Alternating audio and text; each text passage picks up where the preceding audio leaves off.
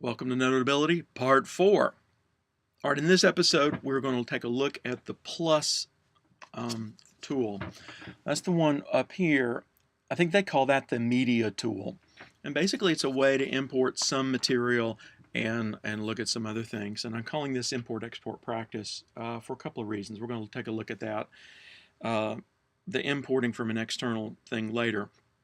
But basically, media allows you to put things on here. And here's your 5 options. Photo brings in anything that is in your camera roll on the iPad. You can take a photo, whatever the camera's looking at right now. Figures are things you can draw. A figure is how, if you've taken a look at the demo application, demo note that's built into Notability, then you've already seen that. I think they've got a little right triangle thing. This is how they drew that. Web clip, if you already know the address of something, you can pull it in there. And then stickies is a way to add a box. This is another way to get a text box, for example. So we're going to take a look at these 5 and then also take a look at pulling in stuff from a external PDF and that kind of thing. So for photo, you click on photo. Where do you want it picked from? Camera roll, and we're going to pick on that. Insert it. And this is just like the text box from before. You've got the bounding corner things where I can resize it, make it bigger, make it smaller. And I can also edit. You see cut, copy, delete, that's standard. Disable text wrap, we took a look at that before. If I had text on here, and if text is wrapped, then if I've got text here and it would go on behind, text wrap on means that it would separate the line. Part of it will go here, part of it will go here. If text wrap is disabled, then the text is going to be pushed below the graphic. That's basically all that is. But if I edit, I can do some things on this. Number one, and you're going to see these tools again later, you got the standard undo. I can crop, and then I can add additional notes. So for example, I can select the tool here, and I'm going to do the straight line. I want a stroke that is black, and then I want it pretty big. So then I can draw right there. So get them to pay attention to something. To crop, what you do is select the crop icon. That's the one that's right there. And then that gives you the bounding boxes. So I can crop this to focus in on just the one thing. If you click on the middle bounding box there, you can move whatever your box is. So you can tweak it that way. So, and then when you click done, that's all you get.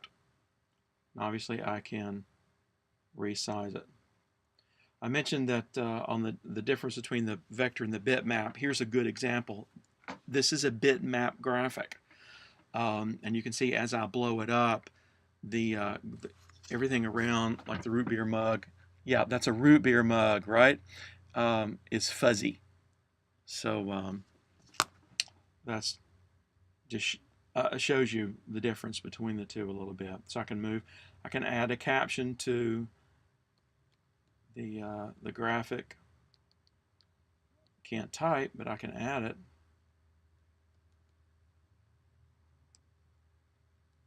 And so that's one way to get a graphic in from your photo roll. Again, the plus, take a photo, and whatever your camera is looking at, you can see it there. Take the picture. You can retake it.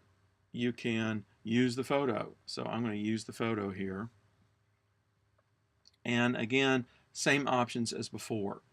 I can make it bigger, make it smaller, crop it. Go ahead and crop this. Get rid of that other stuff. done, and then boom. And then obviously I can add in arrows, or if I decided the C, the handwritten C right there doesn't need to be there, it needs to be something different, I can edit that again. So add a caption, whatever. All right, next line down, figure. This is where I can draw in something. Now on the demo, they had something like this, and boom, obviously theirs looked a whole lot better. Undo, undo, undo. And the key here are the tools up at the top left. On the left, you've got tools here. The top one allows you to move something around. The second one is the freeform squiggle, like that. Third one, straight line. Fourth one, you can draw squares or rectangles. I'm clicking and dragging, by the way. Next one, circles or ellipses. And then triangles.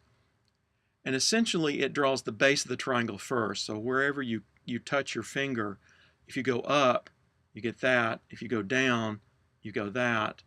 If you go sideways, and up and down.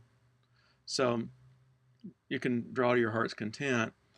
And then the /A tool right there, that's typing.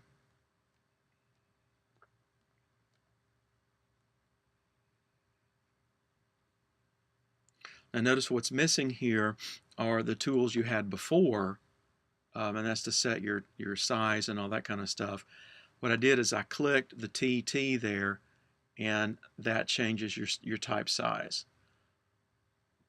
What I haven't found is your font options. So I can still move this around, all that kind of stuff. The second tool from the left is where you set your fill and stroke. And unless you've done graphics before, this might be a little tricky. It's not really that hard, but stroke is the line itself. Let's go ahead and select the circle tool. Set the stroke to yellow and click out of it. So that's the stroke, is the line that makes it up. Fill is what's inside, so I'm famous for doing bad colors. So now we have the yellow stroke and the blue fill. And that's really all there is there. And then notice too, you can have a fill with no stroke.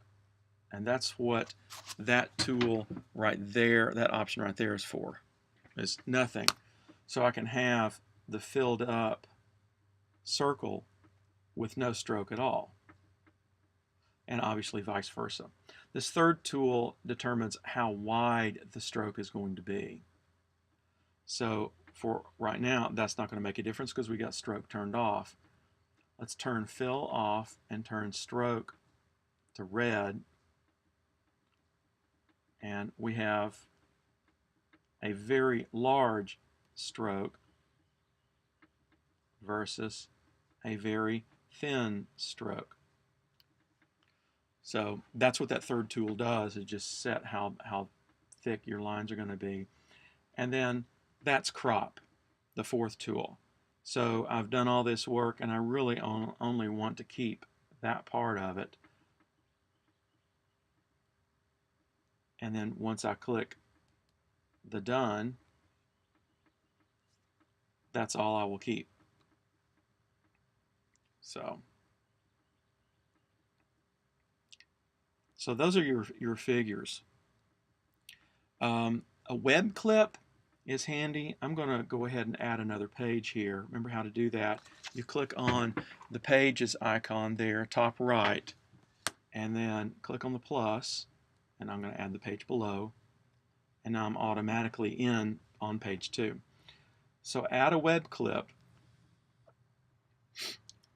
and you can pull in, notice my bookmarks. The thing here is you've either got to find it, you've already got to know where something is. So this is totally at random. So I'm going to go ahead. Let's call up apple.com while it's coming up. And this is a good way to have a picture of a website on your document.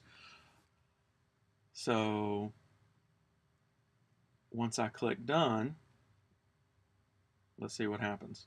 There it is. So essentially I get a picture of what it looks like, and then you notice that's it. Now I can add a caption.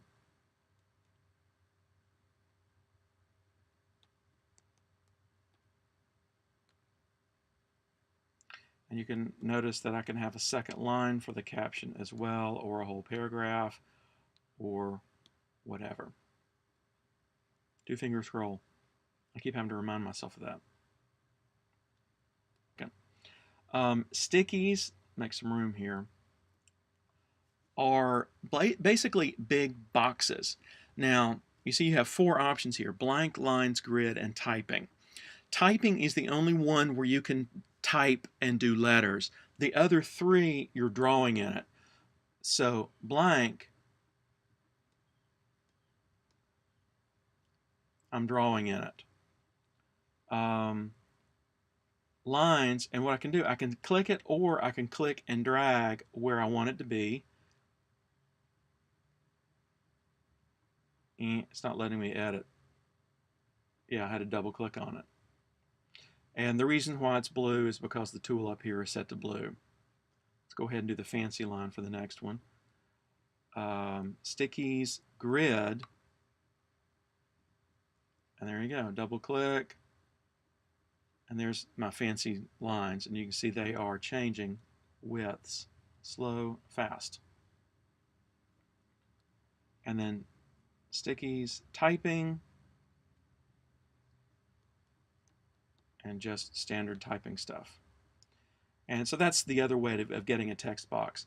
Now these are resizable, obviously. Click and drag.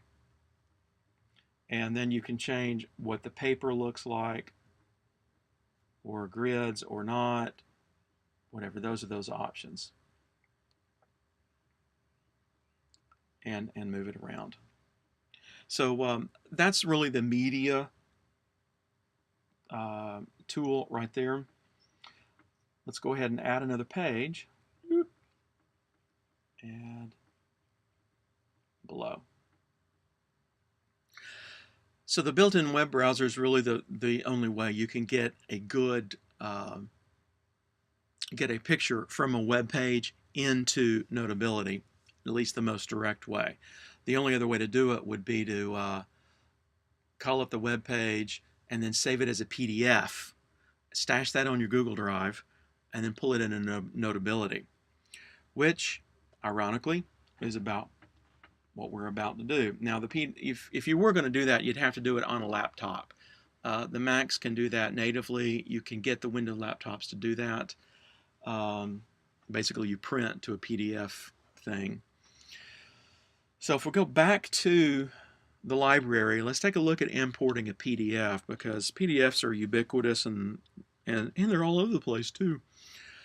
So what I want to do is to take a look at this import option right there. The rectangle with the incoming.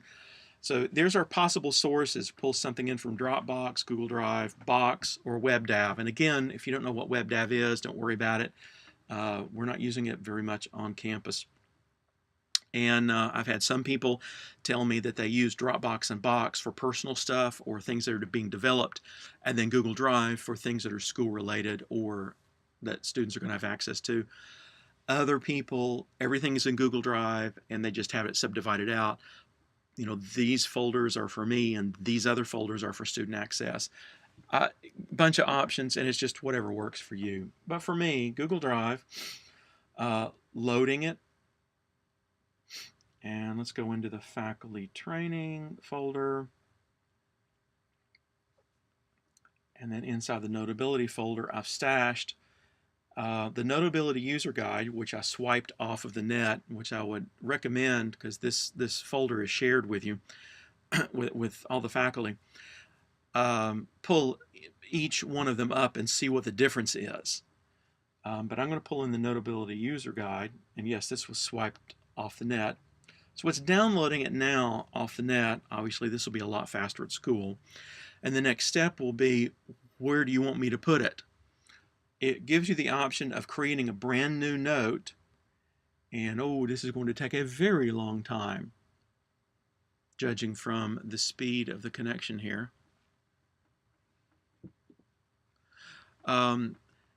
You can stash it inside a brand new note all by itself, or add it into an existing note.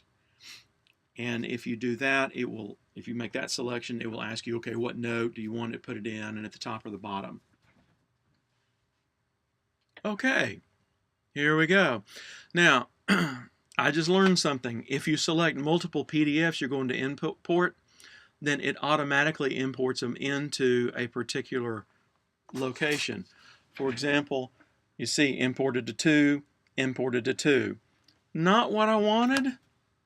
So let's try that again. And by the way, that whole thing took about 7 minutes. Makes you really appreciate the school network. All right, 5 notes. Okay, and you can obviously import everything from the particular folder. So let's try that again. No, inside the folder.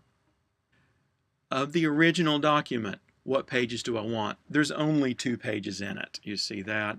I can obviously import just page 2 or whatever. In this case, we're going to pull in both. Click OK. Imported to 2. So, not done. All right. So when it was telling me imported to 2, this particular note was stashed inside the subject 2. So that was a little misleading, because I would expect it to tell me it's imported into whatever note, not what subject it got imported into. So something to keep in mind. It got both of them. There's the first one that I imported, and then there's the Notability Planning. So it was imported the PDFs. So you can see these are, I can type over this stuff, because essentially this is a picture of the original PDF.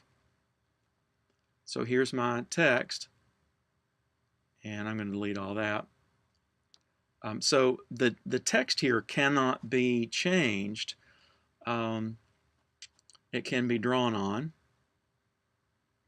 and it can be highlighted.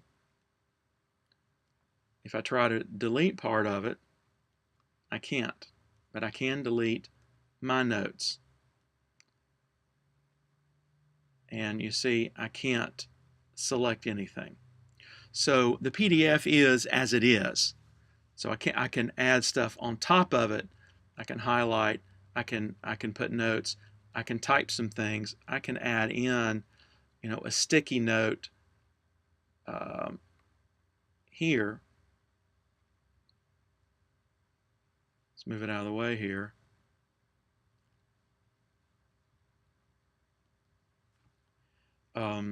And add in a little stuff, but I cannot change the original material. 2-finger scroll, 2-finger scroll. The same thing is true here, even though originally that was done in Notability. I can't delete it. So anytime you import in a PDF, it's done. You can draw on top of it, but that's about it. One last thing. This one has gone a little longer, but I think this is going to be the last in the series. The page management on the side here, I have 6 pages now. I can add, again, a page in the middle, page or below, above or below. I can delete page or clear the page. The difference, clear is supposed to get rid of everything that I've done on it. So for example, I've drawn some stuff on it. Clear it, just gets rid of the stuff that I have added. And delete the page obviously gets rid of the entire thing. Again, clear page gets rid of the stuff that I just added onto it. So that's a handy, quick down and dirty way to move stuff around. And then there is a way to move pages around.